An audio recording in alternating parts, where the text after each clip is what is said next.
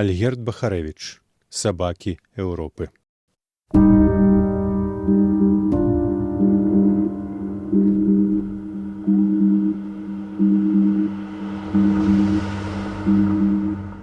Частка першая. Мы лёгкія, як папера.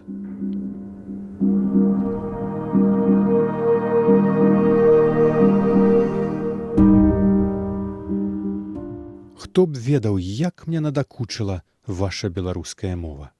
І хто б ведаў, з якой асалодай я пішу гэта. Надакучыла, дакука, нуда. Яна мне абрыдла. Брысь, мова, брысь. Ты ўдосталь нацешылася. Табой не заробіш, не заб'еш, не пабавішся, цябе ўжо не забудзеш. Нібы незнаёмая жанчына ў прывакзальным тумане, выкрадальніца пакінутых на хвілінку дзяцей, некалі ты з'явілася з ніадкуль, узяла мяне за руку і павяла ў тлумны запляваны падземны пераход, поўны бляклых вітрын, азяблых галубоў і прадаўцоў лятарэек. А я ўсё азіраўся туды, дзе засталіся стаяць чамаданы, надзеяныя, начыненыя будучыняй, ужо нічые. Ты разлучыла мяне з роднымі, ты прымусіла мяне прымроіць нейкі народ, празрысты, няўлоўны, няісны. Год за годам мы хадзілі з табой па свеце, начавалі ў дзіўных месцах, нейкіх мухамалочных вёсках, у бібліятэках, закінутых замках, у нейкіх падазроных заездных дамах, дзе давядзецца. Ты купляла мне танныя цацкі і карміла, пакуль я не вырас. Ты вучыла мяне гаварыць ціха, а думаць хутка. Удзень ты прымушала мяне жабраваць і кленчыць, а ўначы абяцала мне царства, і вось урэшце, куды ты мяне прывяла, у гэтую цёмную, нібы задымленую, здымную аднапакаёўку, у доме з мемарыяльнай дошкай у горадзе М у часы ўсеагульнага мораку. І ваша расейская мова мне канчаткова апрыкрала. Хто б ведаў, як яна мяне дастала. Што ёй не скажаш, усё ўжо было. Усё адгукаецца тысячай бязглуздых рэхаў і даўно астылых літар. Гатовыя канструкцыі, чыгуннае ліццё, мова труба, пакладзеная ў поперак нашых жыццяў. Ты заўжды чагосьці хацела. Яшчэ ў жываце ў мамы, калі я яшчэ і чалавекам не быў, а так, злепленым чучалкам, ты ўжо настойліва стукалася, чытала мне маралі, душыла сваімі ватна-марлевымі павязкамі, заражала мяне страхам. Мова, якая заўжды прыходзіць нібы з вопшукам, мова, якая заўжды мае права. Брысь, расейшчына, брысь, бляшаная мова жэсаў і пажескіх карпусоў, мова вялікай і ліпкай літаратуры, голас мільёнаў маленькіх і лютых сваёй дробнай злобаю людзей. Ангельская, яна агоркла не менш. Тое, што вы завяце ангельскай, усяго толькі раздзьмутае, як пухліна, гумовае сэрца, якое натужна пампуе мільярды словаў штодня, нежывое сэрца, над якім павесілі лямпу, халодная люмінесцэнтная свецень, мова фастфуд. Ад ангельскай паўсюль плямы, быццам свет, это ўсяго толькі куча сурветак на нечым стале. Ангельская мова на транстлушчах і штучных дабаўках. О, яна ўмее падмазаць. Як шмат людзей думаюць, што ведаюць ангельскую і лічаць, што гэтага хопіць для шчасця. Наіўныя дурні. Як шмат мы маглі б сказаць, калі б адмовіліся ад вашага інглішу, калі б сказалі раз і назаўжды сваё «не» гэтай оргіі паразумення. Іспанская? Астматычны кашель забойцы, якога-небудзь чэснага монстра Чэ, смех мясніка Тарэадора. Нямецкая? Горкая рэдзька, якая некалі ўявіла сябе геніем і звышчалавекам, а цяпер усяляк выпінаецца, каб зноў падавацца нармальнай. Французская? Недалушчанае пісьмо звонку, недалужны філазофскі жаргон у сярэдзіне. Польская? Пыха другасных паэтаў, ад якой словы ажно трашчаць, пырскаюць, лопаюцца, як кілбаскі на патэльні. «Што это вы там всё пішаце?» Ён уздымае вочы ад тэлефона і незадаволена рыпіць крэслам. «Пішу», млява апраўдваюся я, прыкрываючы далоні і шэрыя аркушы. «Піпішу», перадражнівае ён, «напіпісалі ўжо на 3 ліста, дайце сюда». Ён рашуча выцягвае паперкі з-пад маіх рук, твар ягоны крывіцца, нібы ён зараз заплача. Что это?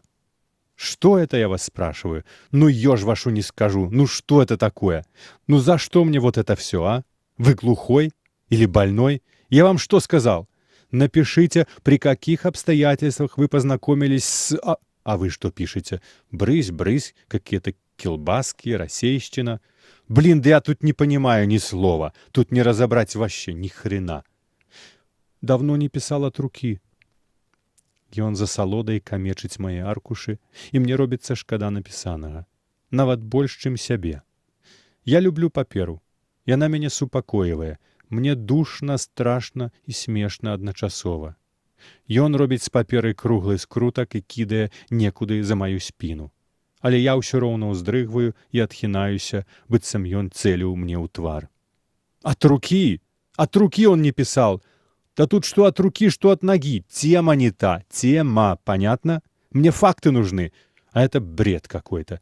Я же вам русским языком сказал. Ён абхоплівае галаву руками і заплюшчвае вочы. Государаў муж прымае за мяне муку смяротную. Государаў муж у роспачы. Государаў муж маўчыць. Государаў муж карае мяне цішынёй свайго душнага кабінету. Мінае хвіліна, а мо і дзве, і я пачынаю чуць, чым жыве гэты дзіўны будынак, у якім на кожным паверсе па гасударавым мужы. За сцяной нервовы жаночы рогат, недзе далёка наверсе шуміць кран і заходзіцца дрыль. Мабыць, некага там выводзяць на чыстую вадаправодную ваду і свідруюць вачыма. Напэўна, калі б я зараз ціхенька падняўся і выслізнуў у калідор, мой гасудараў муж бы і не заўважыў. Раптам у яго булькоча ў жываце. І я адразу праймаюся да яго сімпатыі, быццам у сваім пузе пад пінжаком ён мае і іншага сябе, маленькага, не гасударавага, а цалкам звычайнага чалавека з усімі сваімі звычкамі, пстрычкамі, прышчыкамі, ручкамі, ножкамі, кучкамі, калючкамі. Можа, яго нават кошка ёсць, а ў кошкі мячык. У нейкае імгненне мне падаецца, што ўсё гэта і праўда можна было б вырашыць проста і лёгка. Зараз я ціха выйду адсюль і нікому нічога не скажу, а ён адплюшчыць вочы, усміхнецца і выкрасліць мяне з гэтых ягоных пратаколаў. Пойдзе на абед і палезе ў тэлефон, як быццам нічога не было, і забудзе мяне, а я забуду яго, і мы больш ніколі не сустрэнемся. І як толькі я пачынаю верыць у тое, што гэта магчыма, ягоная чэрава сціхае, ён прачынаецца і злосна ўтароплівае ў мяне свае вочы. Послушайте меня внимательно, Олег Олегович. Повторять больше не буду. Погиб человек. Это не шуточки. Нам известно, что вы имеете к этому делу самое прямое отношение. Поэтому я вам сказал, возьмите бумагу и напишите четко и ясно, когда и при каких обстоятельствах вы познакомились с... И он корпается у паперах. Вот, с Козловичем Денисом, Бундесом Станиславом, Кашкан Натальей. Вы понимаете, Олег Олегович? Может, напомнить вам, а? Что именно произошло, а? Напомнить? Я нічога не адказваю. Імёны мне і праўда нічога не кажуць. Яны чужыя. Я ніколі не называў іх так. Хорошо, я напомню. Ён зловесно навобмацак дастае нейкую тэчку. Вот Козлович Денис Валерьевич. Вы же с ним знакомы, правда? Здесь на фотографии он трошки не в форме, но узнать можно. Любите смотреть на трупаков, а, Олег Олегович? И книжки читать любите. Любите, я знаю. А здесь у нас и книжка, и фишка, и трупишка. Я адварочваюся. Ён задаволены, і ён думае, што я ўжо амаль гатовы. Яшчэ крыху паднаціснуць, і з мяне пацячэ сок. З вачэй, з пальцаў, на паперу, на ягоны твар, кіслы сок віны, з якога ён, вінароб, зробіць слаўны напой. І справядлівасць засядзе за сваю раскошную бяседу, будзе баляваць, баляваць, бля, бо мы ж усе любім справядлівасць. Краем вока я, канечне, зірнуў на фота. Не мог не зірнуць, я ж чалавек інфармацыйнай эпохі, як і ён. Мы ўжо не можам проста адвярнуцца і не вярнуцца. Лішніх карцінак, літар, гукаў больш не існуе. Не існуе чужых справаў і таямніцаў. Нам паўсюль трэба сунуць свой нос, інакш мы не заснем. Мы ўвесь дзень толькі і робім, што чытаем. Таму я крадком зірнуў на здымак, і ён заўважыў, што я зірнуў, заўважыў, не мог не заўважыць. Хітравокі, магутны гасудараў муж сочыць за маёй рэакцыяй. Адкуль яму ведаць, што я эйдэтык, што мне дастаткова кінуць зусім кароткі позірк на нешта, каб гэтае нешта пераскочыла ў маю свядомасць і замацавалася там назаўжды. Лепш, вядома, каб гэтае нешта было літаркамі на паперы ці на экране, а не мёртвым голым хлопцам, якога я зусім нядаўна спакушаў няіснымі скарбамі. Козлік, козлік, што ж ты нарабіў? Давай дамовімся хоць цяпер, што гэта была гульня. Падымайся, сатры з сябе з гэтага асфальту, з гэтага здымку, з маёй памяці. Давай дамовімся, што мы ніколі не былі знаёмыя. Тады і гэты па той бок стала знікне, растане ў паветры строгі муж гасудараў, і мы ўсе пойдзем дамоў. Можна, мы ўжо ўсе пойдзем дамоў. Я, конечно, иностранными языками не увлекаюсь, задуменно кажа ён, хаваючы фото ў тэчку. Но даже я, могу сказать, у него на коже написано что-то не по-русски. Ножиком нацарапано. Ножик там нашли, а вот что там за текст, хрен разберешь. Это не английский, не немецкий, не французский. Мы, ясен перец, покажем знающим людям, но пока что расшифровать не получается. Видите, Олег Олегович, я от вас ничего, я вам как родному, а вы? И яшчэ один лист паперы. Ён кладзецца перада мной акуратна, нібы мне трэба падпісаць нейкую дамову, і ад аднаго майго росчырку залежыць, ці будзе нам з ім выгода, нам і нашаму дзіўнаму прадпрыемству, у якога пакуль што няма канкурэнтаў. Интересно, да? Ён зноў утаропліваецца мне ў вочы. Я это сам переписал от руки. Прямо с кожи этого Козловича. И не жалуюсь. Может, скажете, что это? Поможете нам? Что здесь написано? Вы же умный, языками владеете. Владеете же? Кто кем владеет, это еще вопрос. Что вы там бормочете? Какой допрос? Просто беседуем. Вот, полюбуйтесь. Тое, што я бачу, прымушае мяне скалануцца. Ён нецярпліва перагінаецца праз стол, касавурыцца то на гэты кароткі тэкст, то на мяне. Вядома, я ведаю, што напісана на тым аркушы. Мова бальбута простая. Дастаткова мець трохі фантазіі, быць хаця б на каліўцы паэтам. І, зразумела, засвоіць каранёвую сістэму, але гэта лёгка. Каранёвая база гучыць, як на прыёме ў дантыста. 32 зубы, 130 словаў. А вось у неандертальцаў зубоў было 44. Як чыжоў у харамсах, кажу я. Что вы сказали? Да так, ничего. Лічбы, лічбы, лічбы, лічбы супраць словаў. Я ўсё прадумаў. Каранёвая сістэма супраць карнай. Як жа мне хочацца пісаць, усё патлумачыць, за ўсё апраўдацца. Расказаць камусьці так, каб з самага пачатку, бо інакш ніхто не зразумее.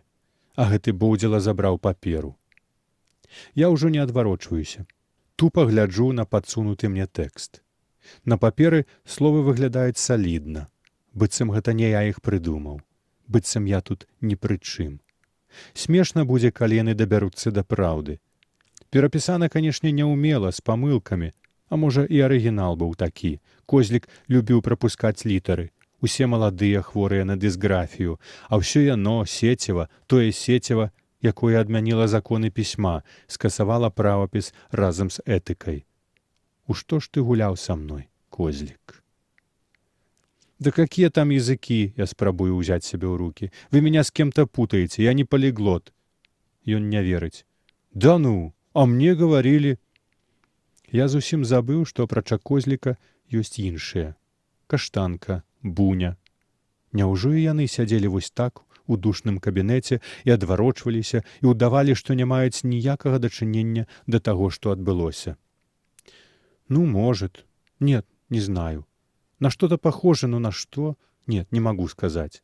Может, это баскский. Но я им не владею. Только слышал, что это очень трудный язык. Не знаю. Да я вообще в школе немецкий учил. Апошнія словы гучаць амаль гістэрычна. І ўсё ж я адчуваю гонар, таму што ўсё ўсур'ёз. Нарэшце мяне і мой твор успрымаюць усур'ёз. Няхай гэта ўсяго толькі маленькі чалавек у душным кабінеце. І тады ён раптам пачынае ўголас чытаць тое, што напісана на аркушы. Гэтым сваім драўляным голасам, ставячы націскі так, быццам хоча мяне прынізіць, ён чытае так, быццам груба зрывае адзенне з нейкай безабароннай істоты, і яе цела пакрысе праступае скрозь змрок ягонага ідыятызму, цяжка пазнавальнае, але яшчэ жывое цела. А ён мучыць, рве сваім паганым языком слова за словам, цягне і паглядае на мяне зларадна. А Судараў муж паглядае на мяне, быццам чытае цяпер са злых зморшчын на маім лбе, а не з аркуша шэрай паперы. Скалечаныя ім словы грымяць у мяне ў вушах.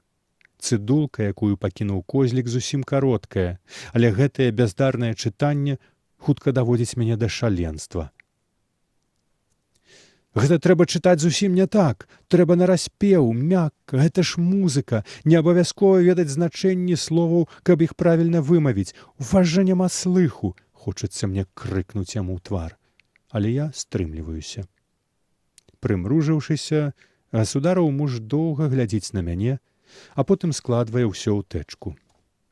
Не хотите вы помогать, Олег Олегович? А придется. Есть свидетели, которые, согласно их показаниям, неоднократно, которые видели вас с Козловичем, Кашкан и этим, как его, Бундесом Станиславом. Что-то же вас связывало? Да еще как связывало. Ничего особенного, просто знакомые. Знакомые. Да уж, слишком знакомые. Вас часто видели вместе, в самых разных местах. А еще эти трое неоднократно приходили к вам домой, то есть в незаконно снимаемое вами помещение. Чем вы там занимались? Ничем, языки учили. А говорите, не полиглот, только немецкий. Что ж вы все врете, а? Я ж вас насквозь вижу. Что за языки? Разные. Какие? Это не важно. То есть садились и учили, и больше ничего? Ничем больше не занимались? Может, вы языками не в том смысле занимались, а? Язык — слово неоднозначное. Нет, мы говорили, и все. На каком языке? Которого не существует. Но вы на нем говорили? Да. Значит, он существует? Нет, то есть, конечно, да, но только никто о нем не знает. Он существует, да или нет? Нет. Ясно. Замечательно. Действительно, чего-то я к вам прицепился. Все ж нормально. Это я просто какой-то подозрительный. А вы невинная овечка, жертва полицейского государства. 40-летний неженатый мужчина приглашает к себе домой 2 молодых людей и 1 несовершеннолетнюю. Говорит с ними на языке, которого, не существует. А потом один из парней ножиком режет себе на коже какие-то слова и голый выбрасывается из окна. Прекрасно. Вопросов нет. Никакого криминала. Обычное дело, тут и думать нечего. Простое, как мычание. Наверное, надо извиниться перед вами и отпустить на все 4 стороны, чтобы вы пошли домой и дальше говорить на несуществующих языках, водить к себе новые партии несовершеннолетних и учить их писать на коже ножиком от руки. Я не учил ножиком. Понимаете, мы говорили, это искусственный язык, я его придумал. Зачем? Я адводжу вочы. Я разгублены, як дзіця. Я баюся такіх хуткасцяў, у мяне тады далоні робяцца, як з паперы. Таму я не знаходжу нічога лепшага, як толькі прамармытаць з масленай усмешкай. В смысле? Я спрашиваю, зачем? Да гэтага пытання я і праўда не быў гатовы. Напэўна, я нават пабляднеў. Нахмурыўшыся, неўразумела выставіўшы наперад бровы, ён глядзеў так, быццам толькі што злавіў мяне на хлусні. Я чакаў, што зараз давядзецца прачытаць яму лекцыю пра эсперанта і іншыя канлангі, расказаць, што я не адзін такі вырадак у свеце, які цікавіцца штучнымі мовамі. І мімаходзь намякнуць, што штучнасць мовы ў дадзеным выпадку тэрмін некарэктны. Трэба гаварыць менавіта пра constructed languages. Штучнасць — это мёртвы стан, ілюзія. А нас было 4 жывых, без усялякіх ілюзій. Чамусьці я спадзяваўся, што ўцяміць усё гэта будзе пад сілу ягонаму юрыдычнаму, юрліва-бюрократычнаму розумчыку, у мішку ягонаму, мелкай умачкі государавай, мозачку, у якім няма месца ні фантазіі, ні красе. Але нейкія ж кніжкі ён чытаў, Ёсць жа кошка ў ягоным доме, і мячык у кошкі, ён жа не дурны. Прамычанне — это ж не кожны ў гэтым гасударавым доме так завярнуць зможа. Я не адчуваў да яго ненавісці. Усё ішло, як ішло. Некуды прывяло. І тут гэтае бязлітаснае, недарэчнае, такое крыўднае «зачем?». А і праўда, навошта? Людзі прыдумляюць канлангі, каб ашчаслівіць іншых людзей, каб даць шанец людзям на паразуменне, каб адпомсціць Богу, ці дзеля інтэлектуальнай забавы, каб вырашыць мастацкую задачу, запоўніць пустыя клетачкі, каб усё сышлося і можна было пайсці піць гарбату і падумаць пра вечнае, пра тое, як зарабіць грошай і застацца жывым. Людзі ствараюць мовы, каб ведаць, што ў іх унутры. Але навошта ўсё гэта было мне? «Дайте мне бумагу», — попросил я дрыготким голосом. «Пожалуйста, я боюсь говорить, мне надо писать». «Нет», — он похитал головой, — «снова вы мне про колбаски начнете, про чемоданы с будущим. Сделаем так. Есть у нас здесь один кабинет. Он пока что пустой, после ремонта. Я дам вам диктофон и закрою там на час или два. А вы расскажите. Все как есть. Представьте, что пишете. И начинайте говорить, не забывая о том, что ваша задача — ответить на все мои вопросы. А дальше все будет зависеть только от вас. И никаких красивостей. Договорились?» Я киваю. Вось як яно выйшла. Варта было яму загаварыць вось так, дзелавіта і спакойна, і цяпер ён для мяне як родны. Мне нават хочацца руку яму паціснуць ці нават абняць. Усё жыццё я мару гаварыць так, быццам я пішу. Я чуў, што за гэтыя віды дзейнасці адказваюць розныя паловы мозгу. Але праблема ў тым, што ўсё чутнае мне заўжды падаецца хлуснёй. Я ведаю, што немагчымае магчыма, а інакш і жыць няма чаго. Ён правёў мяне ў пусты кабінет, дзе не было нічога, апрача стала і крэсла, і ўключыў сваю машынку. Я назваў сваё імя і не без цяжкасці ўспомніў, які сёння дзень.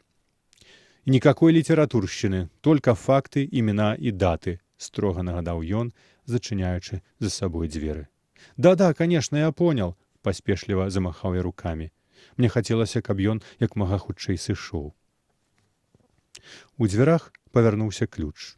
У закратаванае акно зазірнула сонца і расклала на стале сваю дошку для кітайскай гульні. Цяпер я быў адзін, сядзеў і не ведаў, з чаго пачаць. Машынка на стале записывала маё дыханне, стук сэрца, далёкія гукі дрылёў і кранаў, дробат пальцаў. Некалькі хвілін я моўчкі глядзеў на яе, і на нейкі момант мне падалося, што я ўжо ўсё сказаў. Уся гісторыя ўжо там, у гэтай д'ябальскай скрынцы. Нехта з таго боку паторгаў ручку дзвярэй і раздражнёна патупаў назад па калідоры. Падсунуўшыся да стала, я цяжка дыхаў і не мог нічога сказаць. І тут я заўважыў нітку. Яе кончык тырчаў з прачыненай шуфляды пустога стала. Аднаму Богу ведама, як яна туды трапіла, гэтая сіняя нітка, што зачапілася за цвічок у драўлянай шуфлядзе. Асцярожна, імкнучыся не парваць няўлоўны, тонкі сіні хвост, я вызваліў яе, выцягнуў і наматаў на ўказальны палец. А потым разматаў і наматаў зноў. Яна была даўжынёй у далонь. Гульня мяне захапіла. Я ўжо не думаў пра словы, я гуляў са сваёй сяброўкай і ніткай, а нехта іншы, каму надакучыла на нас глядзець, пакашляў і пачаў гаварыць. Напаўвуха я прыслухоўваўся да яго маналогу, часам мне нават хацелася перапыніць яго і паправіць, але нітка была важнейшая.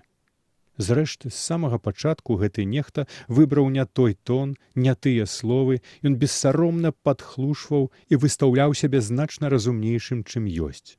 Яго паслухаць дык усё так проста, як у кніжках. Але трэба даць яму выгаварыцца. Толькі няздара пачынае аповед з кавы. Кава. Маўляў, бачыце, якія багемны, бажавольны, рамантычны, еўрапейскі, якія кава-пяюн, кава-піяка, без кавы я нікуды, без кавы я калека, ні пачаць, ні скончыць. Кава. Але калі разабрацца, так яно і было.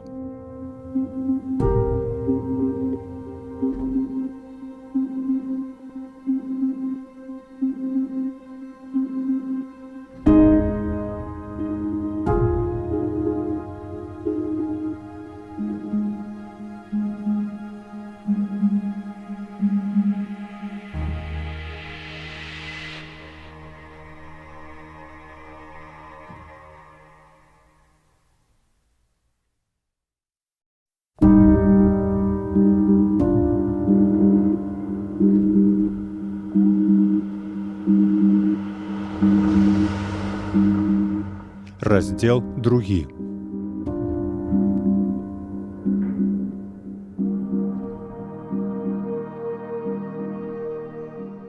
Аднойчы я запарыў кавы, сеў за стол і прыдумаў сваю мову. Прыдумаўшы, я адкінуўся на спінку крэсла і няспешна агледзеўся. У попельніцы скурчыліся 5 недапалкаў. Безыменная кветка на падваконні задумалася пра блуд und боден. У маім ціхім, нецікавым двары было ўжо цёмна, у доме насупраць даўно ўключылі святло і завесілі фіранкі. Як у прымерачных кабінках. Голыя людзі за фіранкамі прымервалі на сябе адно аднаго. Цісне, не цісне, нармальна. Сайдзёт для сельскай местнасці, як казалі мае гарадскія бацькі. Ноутбук ціха вуркатаў у цішыні кватэры, асвятляючы мой твар. Шэры твар чалавека, які прыдумаў сваю мову. На нейкі момант я пабачыў сябе нібы збоку. Быццам я сяджу каля вогнішча, і вакол лес, і я ведаю толькі 3 словы, і мне хапае. У такія імгненні, калі ты сядзіш перад уключаным ноутбукам у цёмнай кватэры і глядзіш у акно, часам можа падацца, што ўсё на свеце прыдуманае табой. Што менавіта ты толькі што настукаў на клавішах гэты дзіўны свет, які жыве сваім жыццём. Небяспечнае адчуванне. І як жа балюча бывае, калі разумееш, што ты тут наогул ні пры чым. І сапраўды навокал не было нічога, да чаго б я прычыніўся.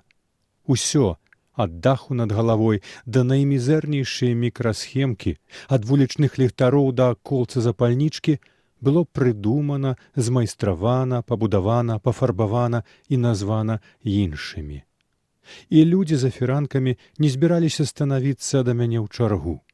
Пра іхныя намеры я наогул нічога не ведаў, як і яны пра мае.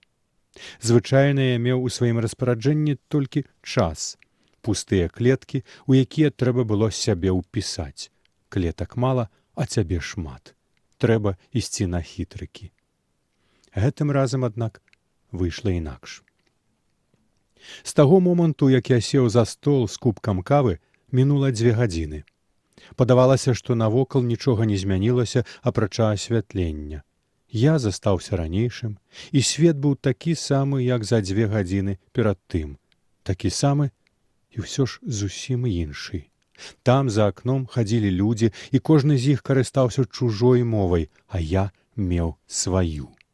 Сам па сабе гэты факт нічога не вырашаў, і ўсё ж напаўняў мяне дзіўнай радасцю, быццам мяне прызналі вінаватым у злачынстве, на якое я ніколі б не наважыўся. Я адчуваў стому, велічную стому Бога, вясёлую стому Творцы. Раптам я адчуў, што галодны. Пайшоў на кухню, паўсюль уключаючы святло, дастаў з лядоўні кавалак каўбасы і пачаў прагна жаваць, запіваючы танным віном проста з пакета.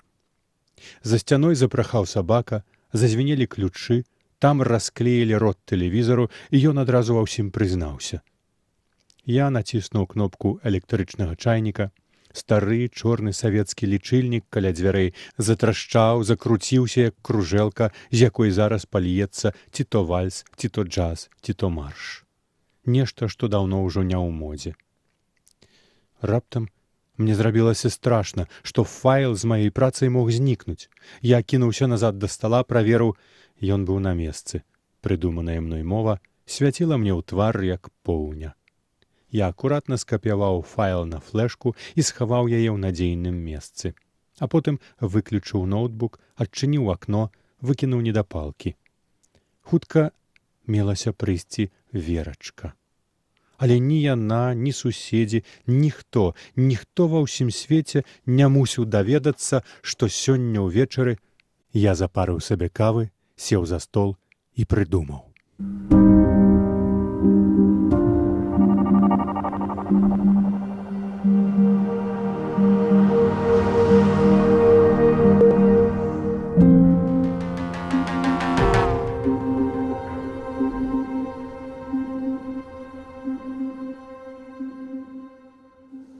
Я назваў яе Бальбута. Аднаму Богу вядома чаму, а Богам быў я. Лінгваканструяваннем я пачаў захапляцца яшчэ ў дзяцінстве. Памятаю, мы з прыяцелямі выразалі з паперы фігуркі людзей, размалёўвалі іх і гулялі на падлозе ў дзяржавы, ваявалі, мірыліся, гандлявалі, прырасталі з землямі, дывановымі сібірамі, горнымі хрыбтамі канапаў і іншымі каланіяльнымі ўладаннямі. Трэба было абзавесціся як мага большай колькасцю народу. З-пад нашых нажніцаў на падлогу сыпаліся салдаты, сяляне, чыноўнікі, святары, маракі, купцы. Больш за ўсё, вядома, мы любілі рабіць салдатаў. Прыдумлялі ім абмундзіраванне і зброю, знакі адрознення, чыны і нават характары для самых гераічных. Гульню прыдумаў я і імгненна падсадзіў на яе астатніх. Мы маглі поўзаць па падлозе гадзінамі, перамяшчаючы нашыя войскі і пасяленцаў, будуючы гарады і ўвесь час ведучы перастрэлкі і бітвы. Тыш, тыш, тыдыш! Тысячы фігурак былі падуладныя нашым загадам. Нам было гадоў па 12-13, эпоха кампутарных гульняў яшчэ не надышла, але мы атрымлівалі ад нашай забавы такі кайф, якога не адчуеш ад сучасных стралялак, аркадаў і стратэгій. Мы гулялі пасля школы ў мяне дома. Зроблены намі свет трэба было прыбраць да прыходу бацькоў з працы, інакш згортвацца даводзілася ў спешцы пад нагамі ў дарослых, і можна было ў мітусні забыць, якія на сёння ў нашым свеце усталяваныя межы. Часам дарослыя прыходзілі раней і ўсё ж заспявалі нас за гэтай групавой памарокай. Спачатку яны не звярталі ўвагі, што робіцца ў іх пад нагамі, але з часам нашая гульня пачала іх насцярожваць. Пэўне існавалі нейкія невядомыя нам бацькоўскія нарады, бо бацяня аднаго з прыяцеляў, сустрэўшы неяк на вуліцы нашую кампанію, мы акурат ішлі да мяне з поўнымі кішэнямі фігурак, спыніў нас і з нейкай лагоднай лютасцю ў вачах сказаў, гледзячы ў вочы нікаму іншаму, а мне, и ухапіўшы мяне вышэй за локаць. «Слышь, вы ж здоровые хлопцы, что вы хернёй маетесь? Шли бы уже девок тискать. Набухайтесь, возьмите, или там, не знаю, лбы себе поразбивайте. Что вы все по полу ползаете?» «Папа, иди куда шел», — промармытаў мой прыяцель. Мы стаялі і сарамліва лыбіліся, не ведаючы, што сказаць. Ён быў папа, з правам караць ці мілаваць, з пляўкамі замест вачэй, пралетарскімі кулакамі, з пенісам, перагарам, прынцыпамі. А мы былі ніхто, падлеткі з папяровымі цацкамі ў кішэнях школьных пінжачкоў. «А ты, батьку, рот не затыкай! Будешь с ним и дальше поўзаць, не мужик из тебя получится, а хуй бумажны!» Ён сціснуў маю руку яшчэ мацней. Ён быў выпіўшы. Ён лічыў, што мае бацькі абыходзяцца са мной недастаткова сувора. Але што ён мог зрабіць? Толькі адпусціць мяне, залезці да сына ў кішэню пінжачка і вытрасці з яго цэлы народ салдатаў, вандроўных манахаў, палкаводцаў, купцоў, кавалёў, вытрасці проста на асфальт, на які кагосьці нядаўна званітавала свежай смуроднай вясной, кагосьці вялікага, хто плыў цяпер па небе і ў каго мы ўжо 13-ты год блыталіся пад нагамі. Ён патаптаў фігуркі, умясіў іх у лужыну, гэты ўсемагутны айцец, сапраўдны бог, непапяровы. На асфальце цяпер была брудная каша з фантазіяў ягонага сына, і ён меў поўнае права прымусіць свайго атожылка стаць зараз на калені і злізаць яе. Я глядзеў на гэтага бацьку, як загіпнатызаваны. Такая ўлада мяне захапляла. Ён заўважыў мой позірк, плюнуў і пайшоў прэч. Цвярозам ён мяне баяўся і называў за вочы так, «этот больной». З павагай і пагардай адначасова, бывае і так. Мы жылі ў нядаўна пабудаваным мікрараёне, на самым краі гораду, тут усе ведалі ўсіх, тут цяжка было мець таямніцы. Ён баяўся, што я заражу ягонага сына сваёй балезню, сваёй папярова-хуёвасцю, сваёй папярова-паўзучасцю, сваёй ненармальнай любоўю да кніжак. Як я ўжо сказаў, ідэя гульні належала мне. Прыяцелі зайздросцілі і ўвесь час намагаліся неяк паўплываць на правілы, а мне гэта не падабалася. Таму часам мы падымаліся з падлогі, і супрацьстаянне працягвалася ў паветры, І ўжо не папяровыя людзі, а суворыя багі станавіліся адзін супраць аднаго, сціскаючы кулакі. І менавіта мне належала іншая ідэя. Пачаць рабіць для гульні не толькі папяровых салдатаў, манахаў і рабочы люд, але і жанчын. Што і казаць, над жаночымі фігуркамі мы сядзелі значна даўжэй, бо паспрабуй ты выражы ўсе гэтыя таямнічыя выгіны і кашэчыя абрысы, усе гэтыя карункі загадкавых целаў, прыдуманыя некім для нашага пакарання. Целаў, ад адной думкі, пра якія пацелі далоні, балелі смочкі і ныла паміж ног. Варта руцэ дрыгнуць, і замест жанчыны маеш апухлую бясформенную старую ведзьму. А старыя не лічацца. У нашых гульнях наогул не было ні старых, ні дзяцей, толькі здаровыя белыя папяровыя мужыкі, якія думалі пра забойства сабе падобных. Якая ж гэта хвароба быць хлопчыкам? Маё цела нагадвала мне тады веснавое дрэва. Я бачыў нешта роднае майму беднаму хлапечаму целу ў першых пупышках на галлі, у тым, якім увесну баліць распускацца, у іхным пушку і іхным ранішнім сакавіцкім стогне, які, здаецца, чуў толькі я сам. Якая ж гэта была пакута? Пакута 13годдзя. Бо фантазія ў нас тады працавала так, што не патрэбнае было ніякае порна, ніякія стымулятары. Аднойчы я не вытрымаў і пачаў рабіць фігуркі аголеных кабетаў. Усе заржалі і з палёгкай пачалі пераймаць мяне, а потым ляжалі жыватамі на сваіх імперыях і параўноўвалі, у каго што выйшла. Мы валяліся на падлозе чырвоныя, як быццам з нас здзерлі скуру, і чамусьці не хацелася глядзець адзін аднаму ў вочы, і рабілася страшна, што зараз вернуцца бацькі і заспеюць нас за гэтай гульнёй. Мы настолькі гэтага баяліся, што знішчалі жаночыя фігуркі пасля кожнай гульні, і наступны раз іх трэба было майстраваць наноў. І мы майстравалі, апантана і няўклюдна, і больш не разумелі, хто мы, багі, рабы ці вар'яты, і гучна смяяліся, і лаяліся, і лезлі на сцены ад чагосьці невымоўнага, страшнага і непазбежнага. Аднойчы, паспеўшы знішчыць усе аголеныя фігуркі якраз перад прыходам бацькоў, я, седзячы з мамай і татам перад тэлевізарам, з жахам заўважыў, што адна фігурка засталася ляжаць пад канапай. Як я мог не дагледзець яе, не заўважыць? Што будзе, калі мама знойдзе яе? Яна прыбіралася часта, ледзь не кожны дзень.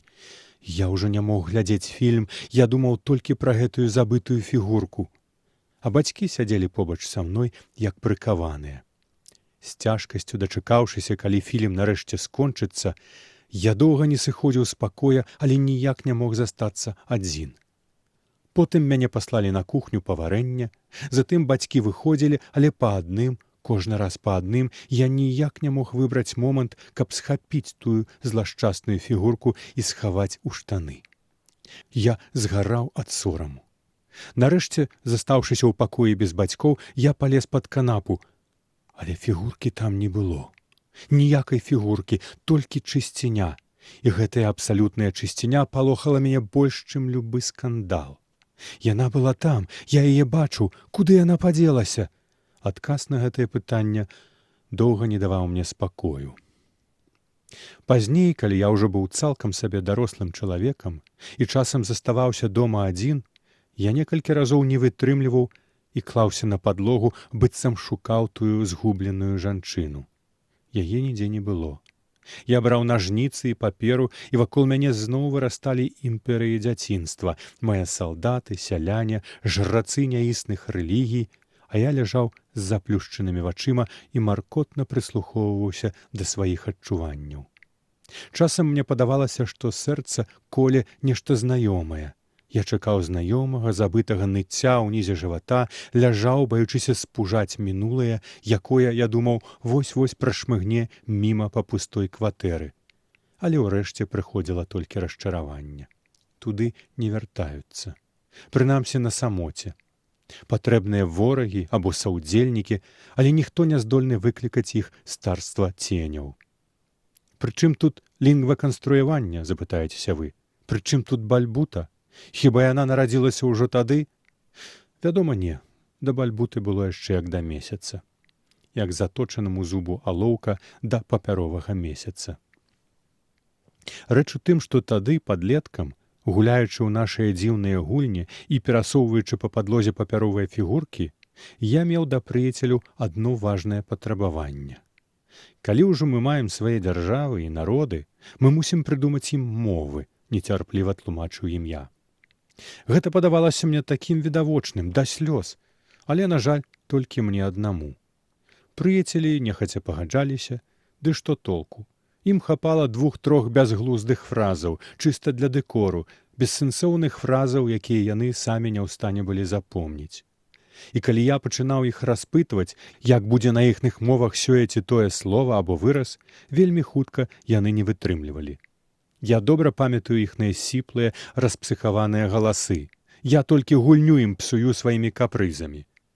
Цяпер я, канешне, ўсё разумею. Іх захапляла іншае: тыш, тыш, тыдыш, улада, стрэлы, войскі і голыя жаночыя фігуркі. Прыдумаўшы свайму народу пару словаў з галавы, яны лічылі, што гэтага цалкам дастаткова, і раздражняліся, калі я лавіў іх на жудасных неадпаведнасцях моўнага ладу. У мяне ж усё было сур'ёзна. У тоўстых сшытках я складаў слоўнікі і граматыкі падуладных мне папяровых людзей. І строга сачыў за тым, каб усё ў маёй краіне было паводле правілаў. Калі нейкі з маіх генералаў выдаваў пісьмовы загад, мне даводзілася не раз зазірнуць у свае сшыткі. Мае генералы не мелі права на памылку, прынамсі на моўную. Сяброў гэта раздражняла. Іхныя спехам нарэзаныя народзікі шпарылі па-расейску, хоць і мелі на паперы свае нацыянальныя мовы. Нешта нагадвае, праўда? У маіх войсках і таемных службах нават былі адмыслова выразаныя і размаляваныя спецыялісты ў цёмных акулярах, каб вывучаць мову ворагаў. Але ім проста не было чым заняцца, і яны праціралі на дыванах свае папяровыя штаны. Такім чынам, сябры не збіраліся марнаваць час і паперу на такія дробязі, як нейкае там лінгва-канструяванне. І, напэўна, лічылі мяне тым яшчэ занудам. Але ў гульні мае яны гулялі з падлеткавым імпэтам, бо ніхто іншы не мог прапанаваць ім нічога падобнага. Адзін з сябрукоў уладзіўся ахоўнікам у вялікім гіпермаркеце. Калі я яго сустракаю, дык раблю выгляд, што мы незнаёмыя. Іншы спіўся і памёр у Маскве. Ён любіў перакручваць словы. Гэта ягоны выраз, які ён паўтараў з тупой асалодай і нейкім кішэчным смехам. Нармалды. З націскам на «ы». Нармалды. Нармалды, Алешка, всё нармалды. Усе смяяліся, апрача мяне. Пад іхны дурны смех я разважаў, адкуль ды навошта тое ненармальнае нармалды і як яно магло прычапіцца да нашай расейскай мовы. Відавочна нешта дзікае, цюркскае, дурны дзядоўнік з далёкага стэпу, прынесены сляпым ветрам з аднаго канца імперыі ў другі. Трэці прыяцель з'ехаў у Ангельшчыну і неяк праз шмат гадоў знайшоў мяне ў Фэйсбуку. Ён даволі доўга даставаў мяне, пішучы мне ў прыват бадзёрыя пытанні наконт таго, чаго я дабіўся ў жыцці. І ўсё па-ангельску. Чаму раптам па-ангельску? Каб не прынялі за нашага? Але хто яго пабачыць тут, у прыватным чаце? Неўзабаве мне зрабілася ясна. Яму не хапала маёй зайздрасці. Ён хацеў прызнання свайго саксесу. Яму карцела паказаць, што ён кое-чего дабіўся в жизни. Чамусьці яны ўсе, з'ехаўшы, курчаць сябе такіх ужо еўрапейцаў, што на ваніты цягне. Я уважліва разгледзеў фота прыяцеля, які усміхаўся з-пад нейкіх пальмаў. Да ў яго на лбе было рускім языком напісана: «Дзіця гаўна-мікрараёна, савок па нараджэнні, чыстакроўны славянін, то бок сын яўрэйкі і татарына». Аблічча не змянілася. Змянілася мяно. На канцы ягонага прозвішча з'явілася прыгожая «офф». Быў Сырнікаў, а стаў Сірніков. Цікава, ці памятае ён нашае поўзанне па падлозе, нашыя пакты, перамогі, перамір'і, нашыя падарожжы з папяровым порна на потных падушачках пальцаў ад плінтуса да плінтуса. Мне хацелася ў яго распытаць пра ўсё гэта, нашае далёкае, але я адказаў толькі «факов, Сырніков». Навошта мне эмігранты? Я сам эмігрант, бо ўсё жыццё уцякаў ад усіх іхных моваў да сваёй адзінай. Так, ужо 13гадовым фрыкам у трэніках я прыдумляў мовы. У тым узросце маёй улюбёнай кніжкай быў словарь юного філолага, а асабліва той яго артыкул, які называўся «Іскусственныя языкі». Я і цяпер памятаю ягонае размяшчэнне ў кнізе. Ён займаў правы бок, злева была карцінка, а працяг быў на наступнай старонцы. Я перачытваў яго зноў і зноў і добра памятаю заўсёднае пачуццё гаркоты, калі перагортваеш тую старонку. Артыкул быў крыўдна кароткі і хутка сканчаўся. Я прагнуў больш інфармацыі, але яе нідзе не было. Ні ў школьнай бібліятэцы, ні ў раённай, ні ў гарадской. Усё тое самае, мізар. Мне заставаўся толькі мой белы, бедны, усёведны слоўнік, какашачныя пляміны ад какавы і варэння на запаветнай старонцы і крошкі ад печыва, навечна сплюснутыя тугім карашком, і антрапаморфныя часціны мовы на малюнках. Неўзабаве ён ужо сам разгортваўся там, дзе трэба, каб зноў выдаць той самы мізар, даўно завучаны на памяць. І ўсё ж менавіта з гэтай белай кніжкі я ўпершыню даведаўся пра эсперанта і Заменгофа, пра Валяпюк і пастара Шляера, пра Ідо ды інтерлінгву. Мяне зачароўвалі гэтыя словы. Іда эсперанта гучала для мяне як жаночае імя, а Валяпюк як імя юрлівага ляснога бога, які гоніцца за нявіннай німфай, а насамрэч за той яшчэ німфаманкай. Я быццам бы чуў незнаёмыя незразумелыя словы, якія зляталі з іхных вуснаў. Было нешта распуснае і трывожнае ў вобразе, які паўставаў перада мной, варта мне было ўзяць мой слоўнік у рукі. Слоўнік ніводнага разу не схібіў. З ім я забываўся пра мярзоту роднага мікрараёну і шаленства маёй страшнай сярэдняй школы, і пра нудныя абавязкі, і пра чырвоныя павязкі дзяжурных, з якімі мы, вучні, былі падобныя да маладых нацыстаў. З цвёрдай вокладкай, увесь такі пазітыўны і правільны, поўны каляровых ілюстрацый, нечым падобны да дзіцячай бібліі, гэты спакушальны слоўнік для старэйшых школьнікаў усім сваім выглядам абяцаў хлопчыку ці дзяўчынцы, якія абяруць філалогію, месца ў шэрагах інтэлігенцыі, заўжды чыстыя рукі, кабінетную славу і белы білет што да чорнай працы. Я рана перастаў яму верыць. І ўсё роўна мовы мяне заварожвалі, а больш за ўсё заварожвала тое, што гэта і праўда рэальна стварыць сваю. Пазней я зразумеў, чаму ў мяне нічога не выходзіла. Я рабіў дзіцячую памылку, не вартую сур'ёзнага лінгваканструктара. Я хацеў, каб мовы, якія я прыдумляў, былі як жывыя, падобныя да ўжо існых. Гаворкі, якія ствараюць ілюзію жыцця. Мовы, якімі быццам бы карысталіся мільёны людзей, сотні пакаленняў, мовы сівыя і дрымучыя, з прыхаванай недзе ўнутры перад гісторыяй. Канструюючы, я нібыта рабіў гукавы фон для серыялу, аздабляў штучнай мовай дадзены мне паводле кантракту штучны сусвет. Я не быў вольны. Я хацеў, каб усё было як у людзей, маючы пад рукой толькі няўмела выразаныя мной папяровыя фігуркі. Мне і ў галаву не прыходзіла, што я і мае прыяцелі таксама былі героямі вартымі мовы, што мы і былі гатовай перад гісторыяй, цалкам прыдатнай для нараджэння чагосьці новага. Стварыць мову – цяжкая праца. У тыя часы, крыху пазней, калі ў маім жыцці яшчэ не надышоў доўгі перыяд паразы, я некалькі разоў спрабаваў стварыць нешта вартае і ўвесь час сутыкаўся з адной праблемай, якой так і не здолеў даць рады. Чым больш мая мова нагадвала жывую, тым больш умоўнасцяў, адпаведнасцяў і правілаў яна патрабавала. Я нецярпліва і неахайна распрацоўваў лексіку і граматыку, спадзеючыся намацаць нарэшце ратавальнае дно. Але мова ненасытная, яна патрабуе яшчэ і яшчэ, і ты пагружаешся і цягнешся ў спадзеве адчуць цуд, ад адна яшчэ жахліва далёка, і ты проста тонеш. Захлынаешся ў бясконцасці мовы, у яе абяцаннях. Цяпер я ведаю, што каб прыдумаць мову, трэба спачатку самому вызначыць яе дно і адштурхнуцца ад яго і забыць, дзе яно, на якой глыбіні. Даць мове самой перамяшчаць сваё дно то бліжэй, то далей ад таго, хто ў яе пагрузіўся. Сапраўдны лінгваканструктар не робіць мовы як жывыя. Ён стварае жывыя мовы. Бальбута атрымалася такой жывой, што нехта ад яе нават памёр.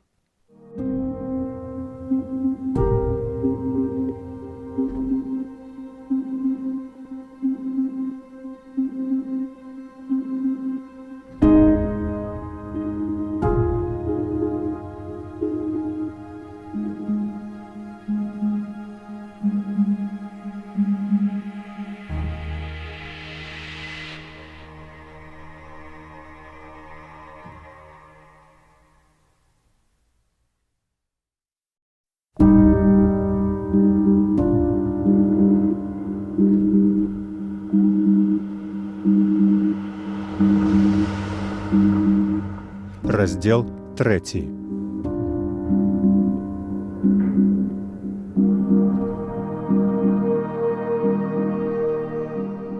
Кожная сканструяваная мова мусіць адпавядаць 5 важным патрабаванням. Па-першае, яна мусіць быць лёгкай для вывучэння, не мець выключэнняў і іншых нелягічных складанасцяў, якія нічога не дадаюць да яе прыгажосці, а толькі загрувашчваюць новую створаную намі прастору. Прастора нованароджанай мовы, пакой з белымі сценамі, падлогай са светлага дрэва, шмат сонца і вокны да столі, паветра і святло, нічога лішняга. Па-другое, яна мусіць быць мілагучнай. Менавіта немілагучнасць загубіла некалі Валяпюк. Музыка трымае мову ў свеце, злучае яе клеткі, не дае вярнуцца ў хаос. І тут патрэбныя кампрамісы. 9 з 10 еўрапейцаў маюць у якасці ідэалу мілагучнасці і музычнасці раманскую спадчыну. Як бы ты ні ставіўся да гэтых пашлякоў, у нечым яны маюць рацыю.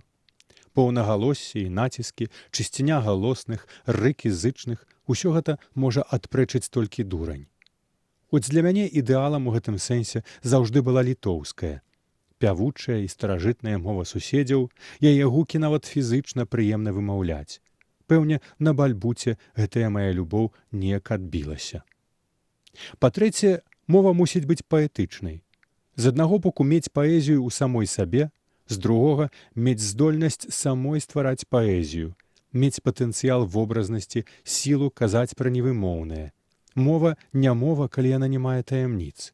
Якой бы яна ні была багатай і складанай, мова мёртвая, калі яна адкрытая толькі для абмежаванай колькасці інтэрпрэтацый. Калі на яе немагчыма перакладаць, і з яе цяжка перакладацца. Па-чацвёртае, яна мусіць мець пэўную філазофію. Змяняць асобу таго, хто і валодае, ставіць пытанні, звязваць са светам, уплываць на мысленне. Па-пятае, яна мусіць даваць свабоду. Кожны, хто захоча ёй авалодаць, мусіць мець права рабіць ёй што захоча, змяняць і прыстасоўваць да сваіх патрэбаў. Мова немагчымая без гнуткасці. Яна змяя, якая адолее сваім грымучым целам любую сцяну, любую адтуліну, любы рэльеф. Змяя, для якой няма перашкодаў ні пад зямлёй, ні на зямлі, ні ў небе.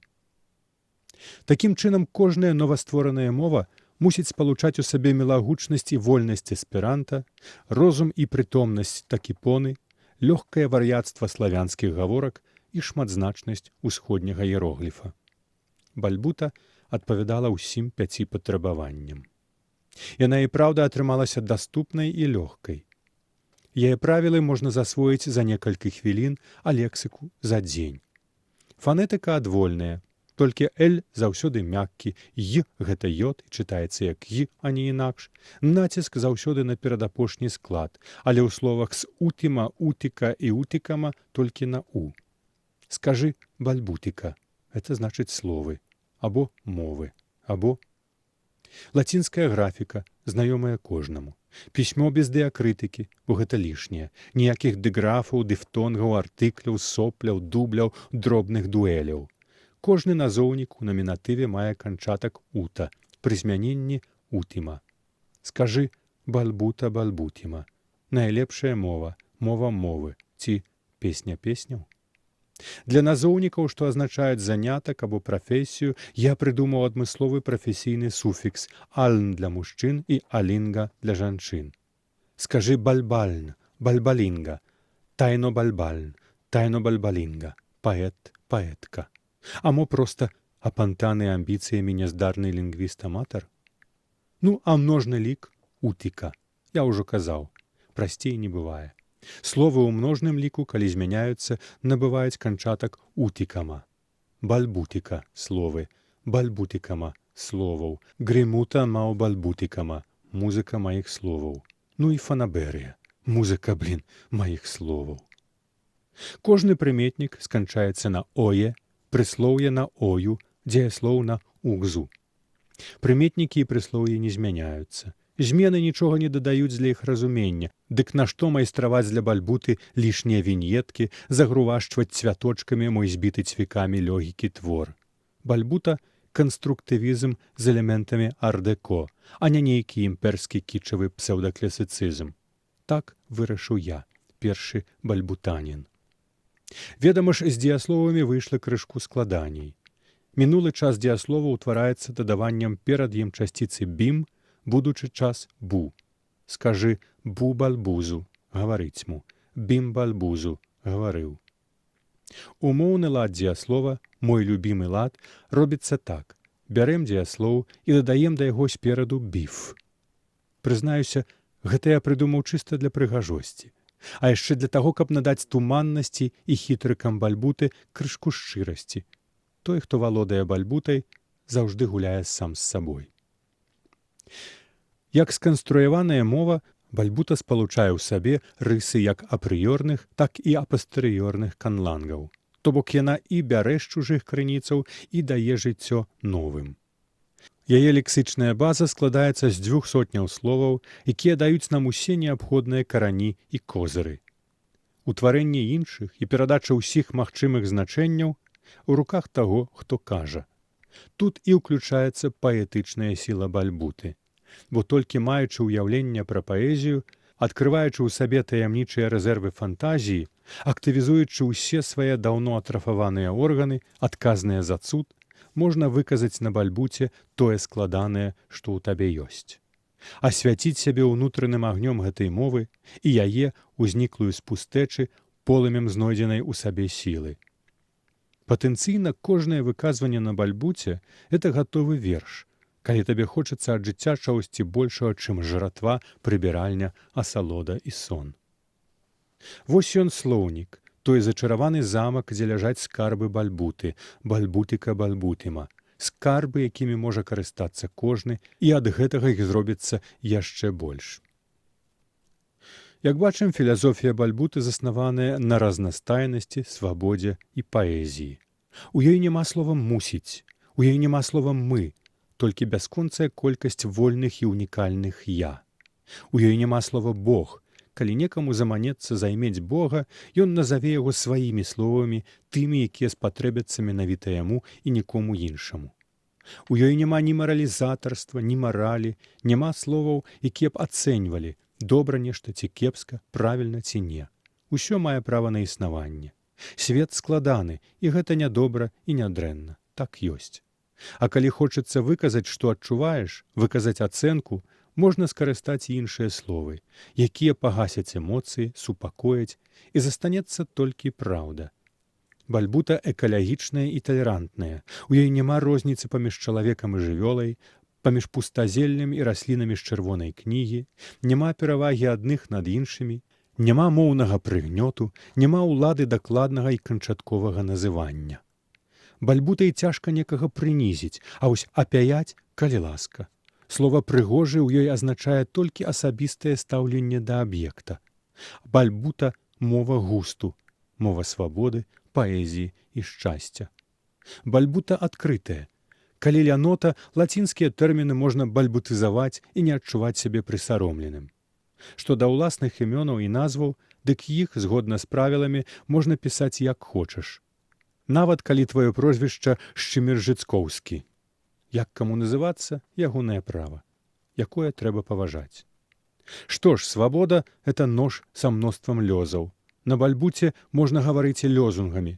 Беларус істузу, каўне фузу не кусузу, фузальнутіка уйма тутікама істу коп'ю, Дойчланд гур уйма, Росія статузу торг, фу Америка уйма ною. Або нават так, дузу трибутика стутіма отайнута. Угустрилутика онехітрута. Самое слово бальбута азначае мова, а яшчэ слова, імя, назва, выказванне, пасланне, ліст, маўленне і гэтак далей. Ад бальбута мы можам утварыць іншыя часціны мовы з мноствам значэнняў. Бальбузу – гэта і гаварыць, і называць, і клікаць, і чытаць спавешчання. Бальбоя – моўны, іменны, гаваркі, балбатлівы, слоўны, выказаны. Бальбою – вусна, словамі, моўна. Бальбута дузу тау альгутима бальбузу. Былі б толькі іншыя словы, якія сваёй логікай і сілай створаць сітуацыю свабоды. У бальбуце ўсё вырашае кантэкст. Бальбута стымулюе чалавека гаварыць і не баяцца, падштурхоўвае эксперыментаваць і аддаваць даніну разнастайнасці і бясконцасці свету. Браць шмат словаў, усе, што пад рукой, і не баяцца вокрыку. Што да ліку, дык я вырашыў, што для лічбаў і колькасцяў варта прыдумаць асобную схему. Сучасны чалавек і так увесь час мае перад вачыма напісаныя лічбы. Дык чаму б замест таго, каб ужываць складаныя архаічныя формы, проста не агучыць тое, што бачыць зрок і візуальна фіксуе мозак. 0 – зіронг, 1 – онг, 2 – донг, 3 – тронг, 4 – кронг, 5 – сконг, 6 – сонг, 7 – сідонг, 8 – етонг, 9 – нонг, 10 – дзонг. Вядома, для сотняў і далей спатрэбілася яшчэ некалькі словаў. 100 – стонг, 1000 – тысонг, мільён – мільёнг. І калі мы кажам 153, на бальбуце гэта будзе стонг сконкі тронг. А калі, напрыклад, 1279, тысонг донкі сідонг нонг. Нас было 4. Бім кронг ау. Даслоўна, было 4 я. Але спачатку быў я адзін, Бог. Уксутима ау онкуру бім, Бог, сута да кавута, амглута да негримута. У пачатку я толькі адзін ды ўсё быў, адзін ды ўсё чалавек і кава, час і цішыня. Да донг бім ме сута кроскуе, ме сутко. А другім быў ён, козлік, козлік, козлік.